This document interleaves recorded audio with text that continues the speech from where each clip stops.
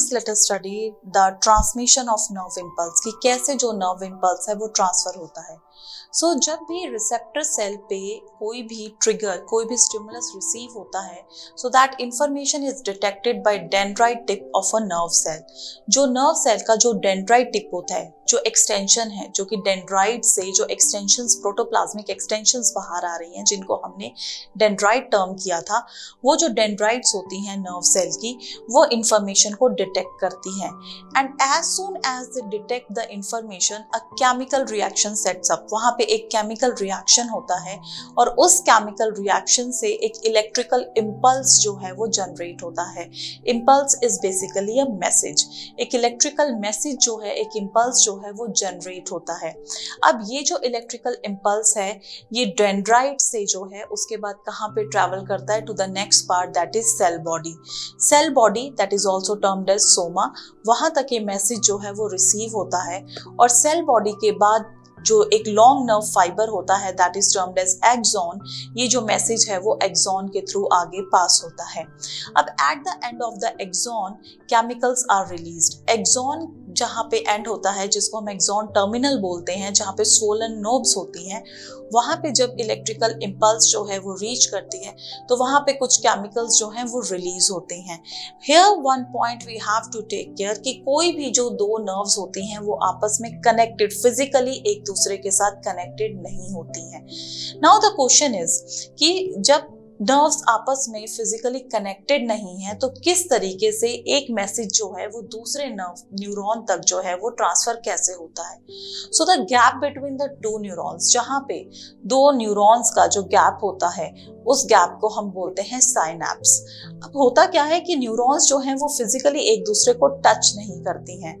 इस साइनैप्स पे ये जो पैसेज, जो जगह जो प्रेजेंट है दो न्यूरॉन्स के बीच में, यहाँ साइनैप्स पे एक केमिकल जो है वो रिलीज होता है, जो कि हेल्प करता है इम्पल्स को एक न्यूरॉन से दूसरे न्यूरॉन तक ट्रांसफर करने में। And that's why these chemicals are also termed as neurotransmitters, क्योंकि ये मैसेज को ट्रांसफर करने में हेल्प करते हैं।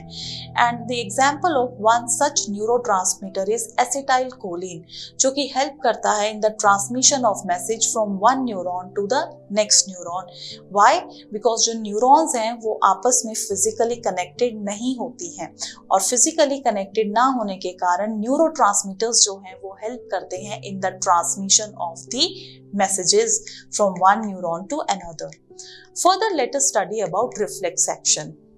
सो यू हैव सीन स्टूडेंट्स कि जब भी कोई हॉट ऑब्जेक्ट है या कोई पॉइंटेड ऑब्जेक्ट है, अगर बाय चांस हमारा हैंड जो है उस पर टच कर जाए या कोई भी बॉडी पार्ट उस पर टच कर जाए, तो विद इन सेकेंड्स हम अपना हैंड जो है वो पीछे मूव कर लेते हैं, या हमारा बॉडी पार्ट हम पीछे मूव कर लेते हैं। सो ये जो एक्शन होता है, ये जो इंस्टेंट एक्शन हुआ, जिसके अंदर कोई भी थिंकिंग इन्वॉल्व नहीं थी, हमने सोचा नहीं कि अगर मेरे हैंड पे टच हुआ है तो मुझे उसे पीछे हटाना चाहिए या नहीं हटाना चाहिए।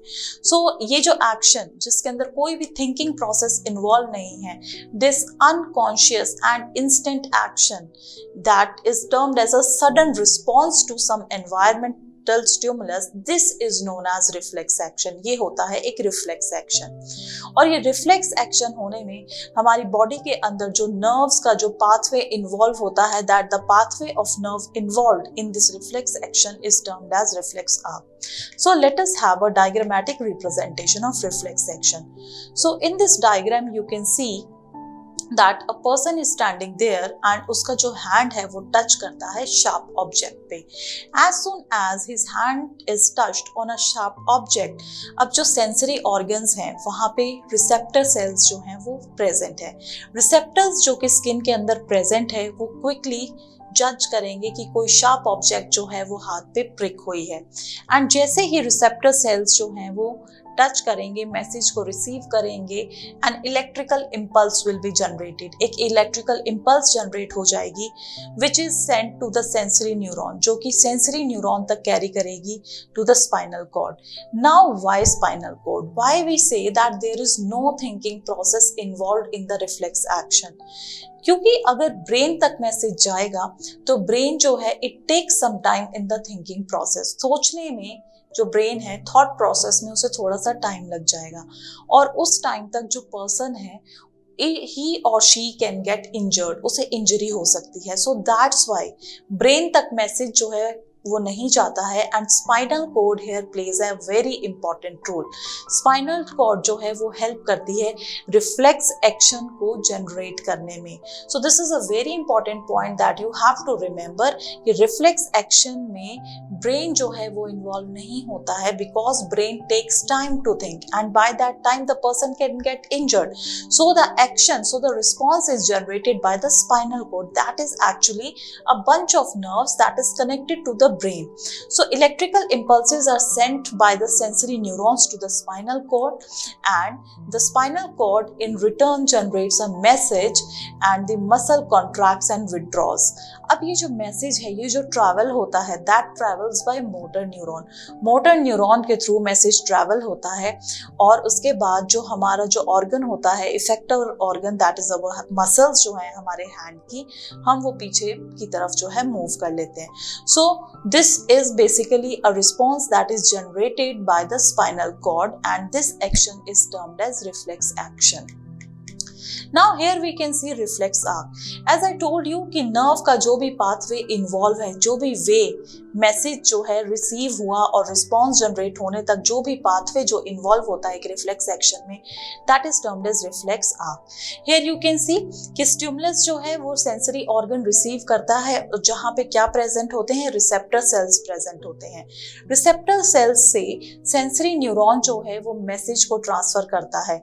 नाउ अगर वो मैसेज ब्रेन तक जाता है so it takes time in decision making, क्योंकि वो सोचेगा, that is a conscious action.